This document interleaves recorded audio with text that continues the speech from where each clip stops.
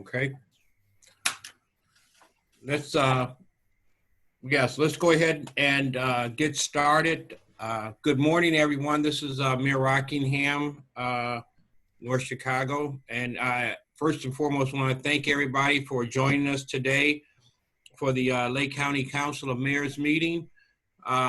Again, I know I've said this more than once. You know, we're all getting used to using Zoom and all the other different venues on doing our meetings virtually. So, and I have not gotten to a point where I can put a background like Mike has and a few others, but I'm working on it. So, and it looks nice, Mike. And I think there's one with the, I think I've seen one with the Eiffel Tower on it too. So yeah, that's, very creative. So, but first and foremost, I do want to say I hope everyone is safe and healthy. We are still in this for at least another month into the end of May. We'll see what happens as the governor starts to reopen Illinois. We know they're in this, and even when we come out, we know that there's going to be a different way of social distancing and continuing to wear a mask until there's a point where there is a vaccination or a cure for this terrible disease that we have. So, but I want to go ahead and open our meeting. And I know there's going to be introductions, but I would ask that Mike may do just a roll call of those members that are part of the council itself, because when you open roll calls, everybody starts to talk and we don't know, can't always hear. So Mike, if you could do at least a roll call for those members. Yeah, I will. Let's see. The list of participants, the order keeps changing. So I'm going to do my best to work through this. And I think I'll just go down the list of everyone that's here, if that's all right. That's fine. So if you can just acknowledge that you're here. If you're on a computer, you can press and hold the space bar to unmute yourself. If you're on the phone, if you hit *6, that'll unmute yourself. So we have Mayor Rockingham here. Let me see here. Ed Wilmes. Here. Bill Jacob. Yep, I'm here. Long Grove. Dave Kilbane from Round Lake Beach. Here. I'm here. All right. Mark Huber, Beach Park. Yeah, I'm here. Thank you. Bob Ells from Lake Forest. Here. Bob Phillips, Deerfield. Here. Adrian Marquez, Beach Park. Here. Ann Marin from Fox Lake.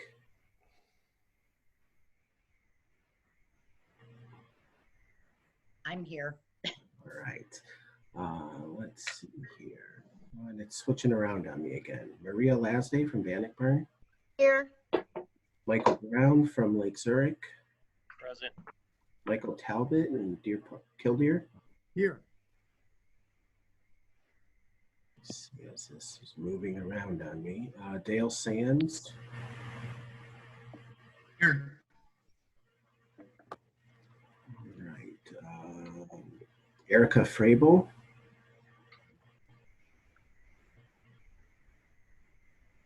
She's here. I see her waving. Muted. Mayor Ryback is here. I see. Waving. Let's see. Unless any municipal folks. Marty Neal. Libertyville Township Highway. Are there any municipal folks that I missed? All right, and then non-municipal folks, we have Tim Dilsaver. Here. Dan Shug. Here. Dan Brinkman. I'm here. Well, it looks like I missed David Luspike from Long Grove. And Rita O'Connor, I'm here. John Vanna, Good morning, here. Lee Fell, Morning, here. Mark Kozlowski, Here. Russell Petroviak,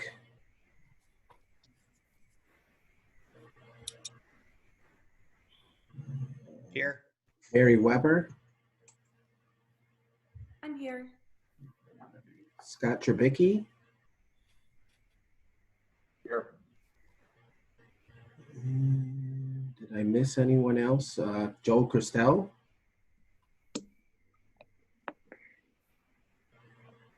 I think that's everyone.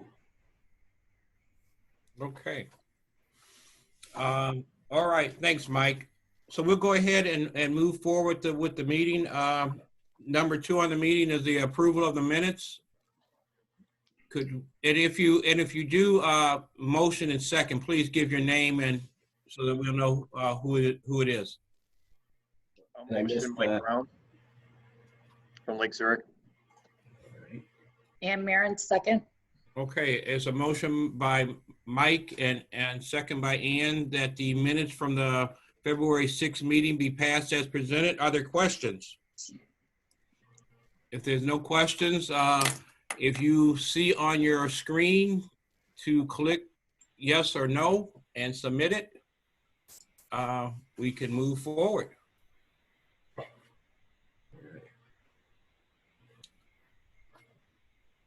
Anyone else to vote? We got a few coming in.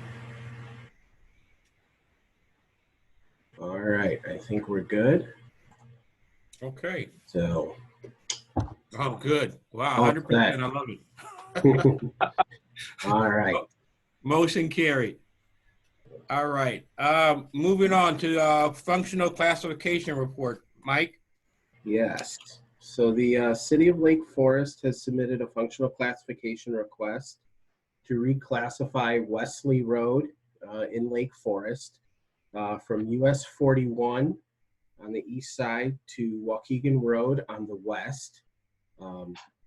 Wesley Road is already functionally classified as a collector east of this location, but they are seeking to request this portion of the road from a local road to a minor collector. It's just under a mile of roadway. ADT is approximately 2,150 cars per day. Connects 4 residential subdivisions along this stretch. And Lake Forest High School's West Campus and athletic fields are located along the west end of this corridor, as well as the West Skokie Nature Preserve, just west of Wallace Road. Staff has reviewed this and the Transportation Committee reviewed this. It does meet the recommended spacing and traffic volumes that FHWA and IDOT have put out. So we are seeking approval today to pass a resolution and forward this request on to IDOT and FHWA for review and ultimate approval.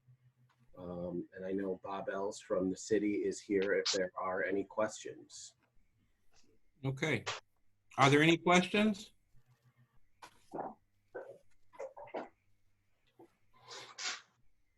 Okay. If I hear no questions, can I entertain a motion to approve the request? Motion to approve, Mr. Chairman, by Wadsworth. Second, Bob Phillips, Deerfield. Okay, there's a motion by Glenn and second by Bob that we approve it. Are there any questions on the motion? All right, all in favor? I guess you got to put it, there you go. There we go. Had to figure out how to switch between the questions. Yeah, So we got it this time. all right.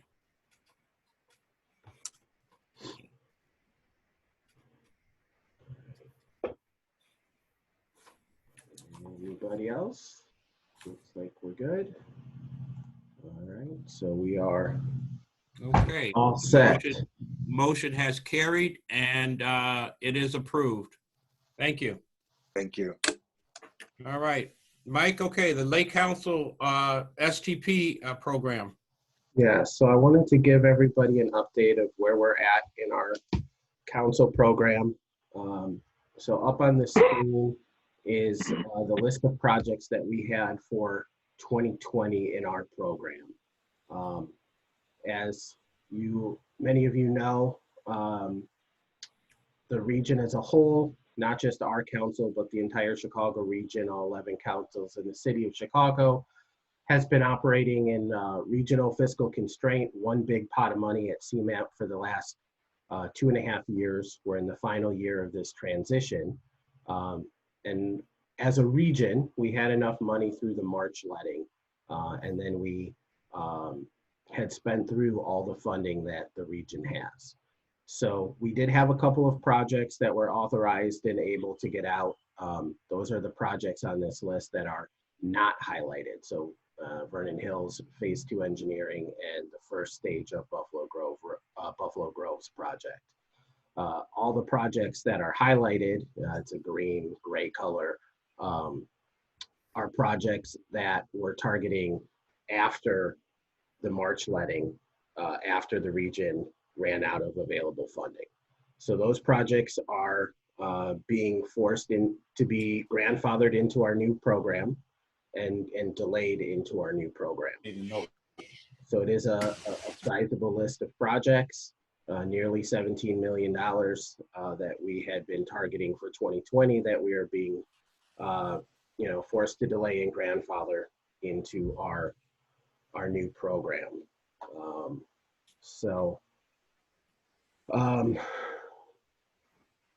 Kind of to transition a little bit then of next steps and where we go from here. Just to give a little bit of background, in the fall of last year, we got new programming numbers from CMAP for our next 5 years, which showed that our annual funding amounts were going to go down from where they were and were below where we were expecting. We were going to be getting $8.1 million in 2021, like 7.9 in 22, and then $7.5 million a year for 23 through 25. There's been some things going on behind the scenes. We talked a little bit about this at the Transportation Committee 2 weeks ago, but just to give a recap. So once all the projects that were let in January, all those kind of what the low bids were and what was accepted and all that was calculated out, there was a little bit of funding left in the region after the March letting. But it was not enough to cover all the projects on the April letting. So there was some conversations that went on between the planning liaisons and CMAP and IDOT because the region does not have a process in place for picking which projects should get that small amount of funding when there isn't enough funding to cover all the projects on a given letting. So we had a series of meetings kind of going on behind the scenes of how do we go about selecting which projects should get it. And really there was 3 basic funding scenarios that were laid out. One of them, one option was to fund the most expensive projects first until the region ran out of money, with the logic being that these are the biggest, most complicated, most regional projects. Another option was to fund the least expensive projects first until the region ran out of money, just to get the most projects done, the number of projects. And then sort of the last option that was discussed was councils that have spent the least amount of money over this last 2.5-year transition period of regional fiscal constraint should be prioritized to sort of make up for, how much they've spent over this transition period. So those were the 3 sort of options that were discussed because the region doesn't have a process. The last option, where the councils who have spent the least get prioritized was had the biggest sort of buy-in from all the planning liaisons and the council staff. In all three of those scenarios, the two projects that we had on the April letting, which were in Fox Lake and Long Grove, they did not get funded because they fall right in the middle of sort of the dollar amount of projects that were in the region. So if we started at the most expensive projects first, the region ran out of money before we got to our two projects. Same with the least expensive projects. And then in the scenario where the councils that have spent the least get priority, we have spent the most, except for the city of Chicago over the last 2.5 years, nearly $80 million. So, so in all three of those scenarios, our projects did not, were not able to get any access to those limited funds. About the same time, IDOT issued a circular letter that gave the region a little bit more money starting in 2021. But because the state fiscal year starts in July and the federal fiscal year starts in October, CMAP was trying to do anything they could to get projects out the door. So it was about $10 million in addition for the region for 2021 than we had been expecting. That was due to some additional congressional appropriations from a couple years ago, and it got passed down through IDOT and through the funding formula to come to the CMAP region. So using the funding formula of how each council gets allocation, the city of Chicago gets a certain part of that based on their percentage of the region. And then what was left for the suburbs was a little over $4 million-ish. And so there was discussion of, should we take that unexpected new money and move it onto the June letting, or should we reallocate? or should we distribute that into 2021 amongst all the councils? So there was some discussion about how that should go about happening.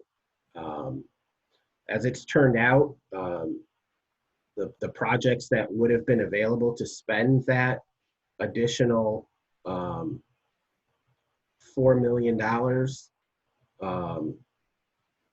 a number of projects missed deadlines at IDOT, and so they were delayed just sort of through the common issues that projects can be delayed by. So the region ended up having enough money to cover the few projects that were left on the June letting, and the additional money that IDOT issued in the circular letter is going to be distributed to all of the councils starting in 2021. So for our council, we're going to be getting an additional $1.2 million next year above what we thought. So instead of $8.1 million, we're going to be getting $9.3 million for 2021.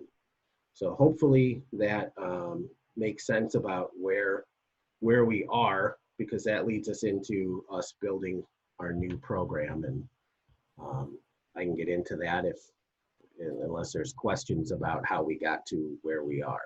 I'll take a pause. All right. Hearing none. Mike, I just want to say, as before you go into the projects, I'm glad to see that, Mike, you did work on that, because, at the CMAP Council of Mayors meeting, we were going to have to make a decision on, do we allocate that money to projects this year, or would it be spread out between the councils for the following year? That and like I said, we would get an additional 1.2 million. But with Mike's work and the other agency cogs that were out there, and the way it just worked out, we didn't have to make that decision, because I'm sure that, we may not have been able to pick up those additional dollars. But, the way it worked out, and with the help through, again, I say Mike, it gave us an opportunity to acquire a few more dollars. So go ahead, Mike. You can continue on with the STP call to projects. Yeah. Well, thank you, Mayor. And, we have a couple folks from CMAP here that, they worked a lot on this, much more than my participation. And, we do want to make clear that this additional funds, it's not for our entire 5-year program, this 1.2 million. It's just for 2021 from additional appropriation, but it will help us as we build our new program. So yeah, I will move on here. So our call for projects closed last Friday. We did get quite a few applications, which is great. We received a total of 37 applications from 21 different municipalities. So keep in mind that because we're being forced to delay the projects out of 2020, plus the projects that we had already been planning to grandfather into our new program, we have $36.9 million worth of projects that were already in our program that we need to grandfather into the new program. And then the 37 applications we received is about nearly $64 million worth of requests, 63.9 million worth of requests. So between our grandfathered projects and the new applications, we have about $101 million worth of projects that are seeking funding. So of those 37 projects, 17 of them were in the roadways and intersections reconstruction category, and 20 were in the pavement preservation, the resurfacings category. So almost an even split. Obviously reconstructions and roadways and intersections are more expensive, so that's about $47 million worth of requests. And the pavement preservation is about almost $17 million worth of requests. So that's where we are for what we got in the application. So now it is up to Joe and myself to get all these projects scored and ranked. And we will be doing that over the next couple of weeks. And so I want to talk just a little bit about the process of where we're going to go from here and how we're going to go about building out our new program. Many of you have seen this before, so I'm going to roll through these pretty quickly. But so where we are now, call for project has closed. We're going to score and rank all these projects. For our June meetings, we will put out a staff recommended program. In July, we'll put those out for public comment. August, the council will approve the program. Then we'll put all those projects in the TIP. The MPO policy committee at CMAP will approve the TIP in October. And then next year, we can start getting projects out the door. So all the projects will be scored by our staff using our approved methodology. The two different categories will determine how a project gets scored. They'll be sorted by rank, and then both will be combined. So we're going to put out a spreadsheet for every single project. We'll show all the different categories of available points and how each project scored. And we'll have the same thing for the resurfacing pavement preservation projects. And then the rankings of those projects will get sorted into one list, sorted by their score and ranked. And then that will help us build our active program. The active program is the 5-year window. Has to be in CMAP's TIP. The current year is subject to spending deadlines. We have to spend the money each year or we lose it. And then in the last 4 out years, we have a little bit more flexibility. There aren't spending deadlines. Projects that aren't able to be in the active list can go onto our contingency list, but it's not a guarantee of federal funds. But if projects on our active program slip or get delayed for other reasons, because it's now a use it or lose it, and we don't want to lose funds to the regional pot of funds, we will be able to pull things from our contingency list into our active program to make sure we're spending our money each year. So there are a couple of guidelines based on the regional rules at CMAP and the rules that the council adopted for how we're going to go about building our program. So we have to maintain fiscal constraint each year. We can't program more projects than we have funding for. The grandfathered projects will be added based on their current schedule and where we can fit them. And I'll get into that in just a second. And then new projects will be will be added in rank order. Yeah, looks like there's a question. Mark? Yeah, hi, Mike. Just going back on the call for projects, when do you anticipate the next one to be then? So we can start looking at that. Yeah, we will have a call every 2 years. So the next call will be in January of 2022.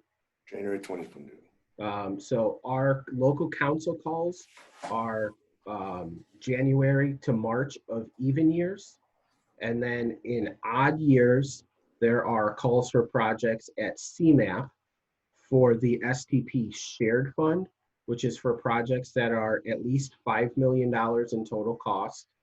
They also have the TAP program, Transportation Alternatives, which is for bike and pedestrian projects, and CMAQ, Congestion Mitigation Air Quality, for projects that improve congestion. So those 3 fund sources are a call in January of odd years at CMAP, and then our local council is January of even years.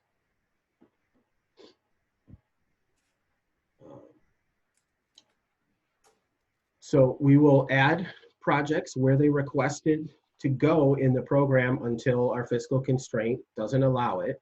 And then we'll talk to the sponsor about where we can fit them in. But importantly, if we can't fit the entire project into our active program, we're not going to put just earlier phases of a project into the program. Because if we were to just put, say, a phase 2 engineering and we couldn't fit construction in the program, once your phase 2 engineering agreement is executed by IDOT, so you can start that phase, it starts a clock at IDOT with the feds. It's 10 years, but if your project doesn't get to construction in that time, you have to pay back those federal funds. And so we don't want to put municipalities in a position where they would have to pay back federal funds because we couldn't fit construction in. So if we can't fit the whole project into the program, then it would be eligible for our contingency list. And projects have to be able to be completed within the 5-year window. So I'm gonna just kind of briefly go through, here's where we're at. Hopefully everyone can more or less see this spreadsheet, but over on the right-hand side is the annual amount of money we get each year. So 9.3 million next year, and then it decreases to 7.5, 23 through 25. So we have a total of $39.7 million available. If you remember, we have $36.9 million worth of grandfathered projects. So that only leaves about $2.7 million for us to be able to add new projects into our program. But given our annual fiscal constraint, it's not going to be $2.7 million in a single year. It's going to be $2.7 million total over the 5-year window. So we will, what we need to do is on the left-hand side, this requested program, these are all of the top part in green and orange are projects that are in our current program that need to be grandfathered in. And then the projects in the blue below are the new applications that we received. And these are not in any particular order right now. They are just as projects came in, I threw them onto this spreadsheet. So they are not sorted it by ranked. We haven't finished scoring any of the new applications yet. But to start the process of building our program, the first part is relatively easy. We had 2 projects that were targeting the April letting in Fox Lake and Long Grove. And so they were the first that were ready to go and unfortunately had to be delayed. So they are, first in line for this new fund. So we can put those projects as well as the engineering from Highland Park's project into the first year. Then it starts to get more complicated because the next 3 projects we're all targeting November of this year. And we, as you can see, we have a balance of available funds of $5.3 million. And we have almost $11 million worth of projects left. So we won't be able to fit all of those projects in. So we're going to be using project readiness to sort of break the tie of projects that we're all targeting the same letting. So not all of those projects started their phase 2 engineering at the same time. Not all of them, some of them need right-of-way, some of them don't. Some of them need additional fund sources, some of them don't. Excuse me. So all of that will factor in. And then the other thing that we have to keep in mind is that we have to maintain fiscal constraint in each year. So, I can pretty confidently say that we will be able to fit the Nippersink project from Fox Lake and the Kruger Road project from Long Grove into 2021, as well as the engineering from Highland Park. But after that, where things fall becomes a little bit more complicated. We will be able to fit all of our grandfathered projects into our new program. It's just a matter of where they go. And we, like I said, we will use the current status of the project, what lettings they were targeting when the region ran out of money, when they started their phase 2, to sort of work through that process. And then we will look to add new projects from our call to fill in where there's available funding. So we have now all the puzzle pieces, and there's a lot more pieces than we can fit in the puzzle. So we're going to work through the process of building out this program.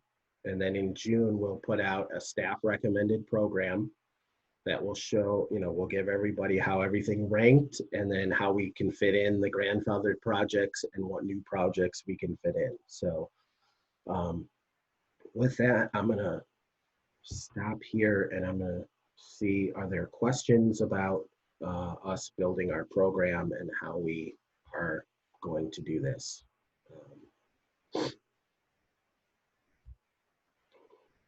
Any questions? Mike, it's Maria Lasday from Bannockburn. Given what's happening in the world right now and in the United States and Illinois, do you expect some councils of government to not use all their money because communities may not have the money to put in their share? That's a good question, Maria. I think that could happen to some extent. We have heard that there have been some projects in the region that communities have already decided to delay because they're concerned about the local match. I don't know what scale that will happen on. In 2008, it happened quite a bit. And a lot of projects we had to come up with projects really quickly because a lot of people ended up not going forward. Yes. So, there has been a lot of talk at the federal level about another stimulus bill, and perhaps it would be an infrastructure stimulus bill. So, if it mirrors what happened in 2008, we had a year to spend those funds. It happened very quickly. The agreements went through local roads at IDOT in District 1. They followed the MFT agreement process, which saved a little bit of time, but all the other federal requirements were still in place for those funds. So we do now have a very, big, robust list of projects that we just got through this call for projects. Should a stimulus happen, that gives us, I think, a good starting point, certainly. We may have some communities out there that didn't apply this time that may have some projects as well. Yeah, we'll have to wait and see if we do get a new stimulus bill and what the details of that are. Thank you. Mhm.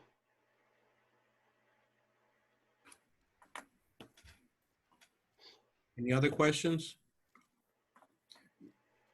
Just on what was just asked, do you see that the funding that is there now, you don't see where any of that funding may disappear because of all that's going on with the, losing of, Yeah. other revenue coming in? There's no guarantees. I'll start with that, but I don't see the funding that we get being at risk at this time. The STP funding that comes to the region comes out of the Highway Trust Fund. And historically, over the last decade and a half, when the Highway Trust Fund has fallen short of appropriations, Congress has used general revenue to put funds back into that. So these formula funds should be okay. They tend to, search through the couch cushions for change, and rather than a structural change, it's a lot of one-time fixes to infuse funds into the Highway Trust Fund. But we don't at this time foresee it being an issue. Never say never, but I think Congress, for the most part, understands that these funds come to locals. These are important, and construction and infrastructure is one of the few parts of the economy that's still open right now. So I don't foresee it being an issue, even if revenues drop. Okay. All right. Any other questions on our new program?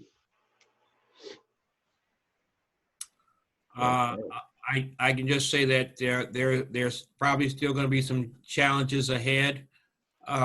This is our second time going into this new criteria that's being out there. So I'm sure we'll be able to work through it and see what projects we can continue to get on the table. We have always in our council here has, like you say, always had to use as much funds as possible. And, that's why we try to get as many road projects out there as we can. And again, we've been doing a good job at that. I'm sure,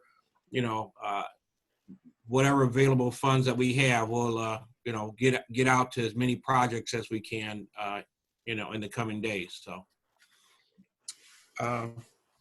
if there's no other comment, any other business? Just a couple of things to mention. So the couple things through the capital bill that passed last year for communities to be aware of. DCEO, State Department of Commerce and Economic Opportunity, has 3 calls for projects open right now for funds through the capital bill. One of them is for public infrastructure projects. Roadway projects would count for that. They have a total of $35 million, and the minimum award size is $250,000 and up to $5 million. Looks like there's a question. Kevin? Sorry, Mike, I just had something for other business once Okay. you're done. So sorry to interject on that. Okay, no problem. So with the DCEO capital bill funds, there are 3 calls for projects right now. 2 are open calls. There is no due date, but the public infrastructure projects, the due date is June 30th. DCEO did a webinar last week that I listened in on, and one of the things that came out that I was not aware of for these projects, they are requiring that if you are applying and you are using local funds to match these grants, that you have a public hearing for the project because you're using local funds.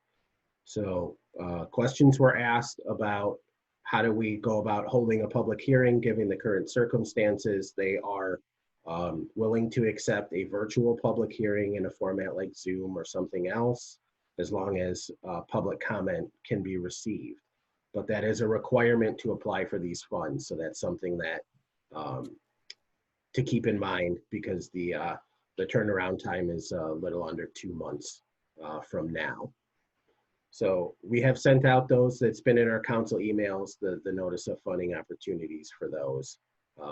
And all 3 of the DCEO grants do require a public hearing if you're applying.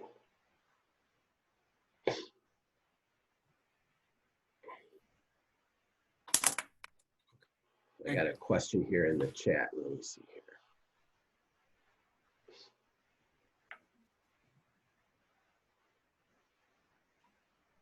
So the DCEO projects for public infrastructure, those calls for projects are open, and the applications are due June 30th for those.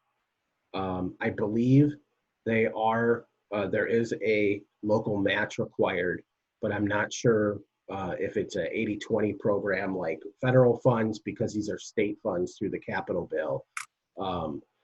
There is a scoring and evaluation process. One of the big things is project readiness. So if your project is has the necessary permits or right-of-way needed to go to construction, those are the kind of things they're looking for. And then they're also looking for how the project fits into the governor's 5-year economic development plan, which was published by DCEO. So all of the scoring criteria, there's a couple other things.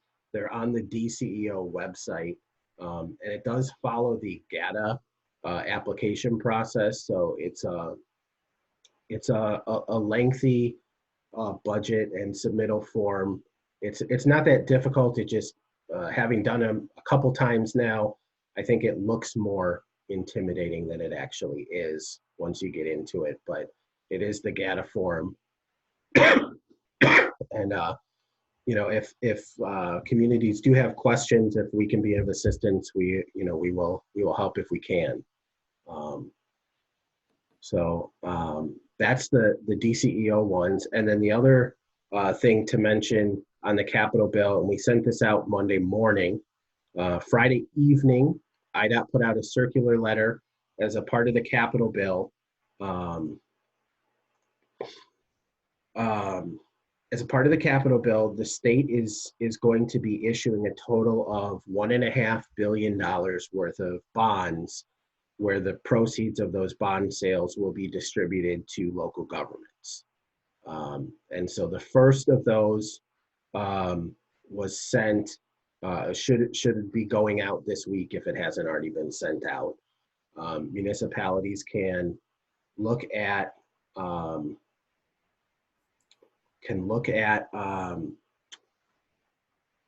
what their estimated payments are through that circular letter that was included in the email we sent out. There are a couple of things that I do want to mention on that, because we've gotten some questions answered from IDOT. These funds are supposed to be deposited into your MFT account, but they are not MFT funds, although IDOT is going to be processing them as MFT. So they will need to follow the MFT requirements. these bond funds are supposed to be for capital projects. So it's a little bit confusing, but I'll try to simplify it here. They're going to be doing 2 payments a year for the next 3 years, and $250 million at a time, statewide. So if your payment is under $45,000, then you can use these funds just like normal MFT funds. You can use them for resurfacings or more administrative costs, repairs. If your payment is above $45,000, then they have to be used on bondable capital infrastructure projects. So they can't be used on resurfacings. They can be used on construction or design right-of-way acquisition for capital projects, but not for resurfacings or crack sealing or repairs. So that is for, that is the difference. So if your each individual disbursement is under 45,000, you can use them like MFT, and over 45,000, there's some more restrictions. I'm trying to think of the questions that we asked IDOT. Bike paths are standalone bike path projects are not considered by central office to be bondable capital improvements. So they can't be used to build a standalone bike path. IDOT is going to be creating a funding code behind the scenes, and they will track these projects using the section number of the project. According to the circular letter, you have a year from the time you receive the money to designate what project you're going to use the funds on. And then all the funds have to be expended by July 1st of 2025. And we have been told that that July 1st, 2025 date is extremely firm, because the state is issuing these bonds and paying the debt service on them. If you do not use them, they will take them back and pay off the debt service. So it's use it or lose it, and they have to be expended, not just programmed by July 1 of 2025. So I see Bob Phillips had a comment on these, I believe. Yeah, thanks, Mike. I don't know if any of the mayors have heard anything more about this. We heard yesterday, there was a meeting between the mayors and I think the governor, the governor's meeting, and that it sounded like that the state was going to stop. They were going to halt issuing the bonds for that, and that money actually wasn't going to be coming down. So I don't know if any other mayors have heard about that, or if there's any truth to that. I didn't hear it, I'll say that, but not to say that it might not have happened. I don't know if any of the other mayors might have heard anything.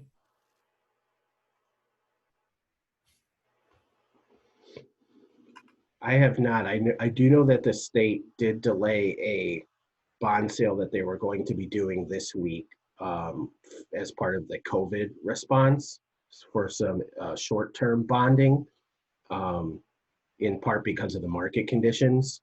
So my understanding is they were going to issue it on Monday or Tuesday, and they delayed it, but they're just kind of waiting day to day and could issue that at any time. But I have not heard any more on these specific bonds.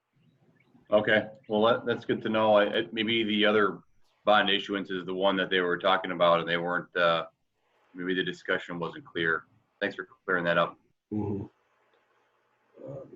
Mark Huber, you had a... Yeah, I just wanted to comment that, when you were talking about those DCEO infrastructure program funding opportunities, the Rebuild Illinois, if you designate your funds from the Rebuild Illinois program also to those projects, you get extra points for them. So, when you're looking at different, leveraging those funds, that's probably a good way to, try and get that your project scored a little higher for the DCEO numbers.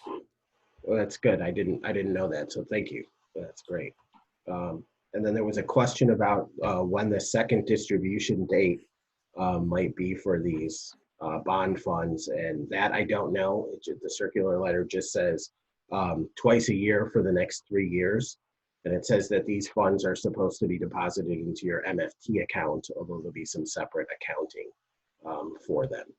So, I'm sorry, Mike, did you say separate account or it can go in the MFT account? it is supposed to be put into the MFT account, but there's going to be some additional tracking and paperwork that needs to be done for them. But they are supposed to be deposited into the community's MFT account. Thank you. Any other questions on these?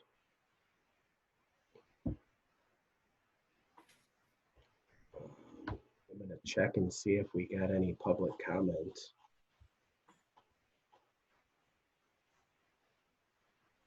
Mike, quick question. This is Ed Wilmus, North Chicago. Yes. With regard to the capital bill, the bonded funds, we've had some discussion internally at North Chicago regarding the use and applicability of these funds for non-transportation projects. Is it the understanding that any bondable project is a qualified project? In other words, can these capital bill funds from this bond be used for water main projects or only for roadway projects? I don't know the answer to that question, but I will put that to IDOT and try to get an answer to it. The circular letter mentions a specific statute to define what bondable capital projects are. So I would say if it's included in that, that it could be, but we can try to get an answer to that because I don't know.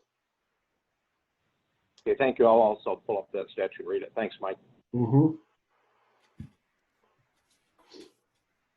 Okay.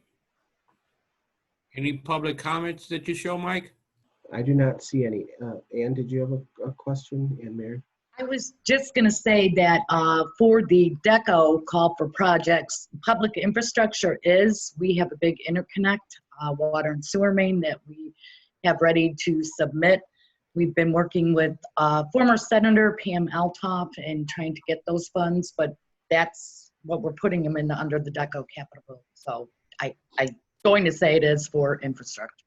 Yeah. Okay.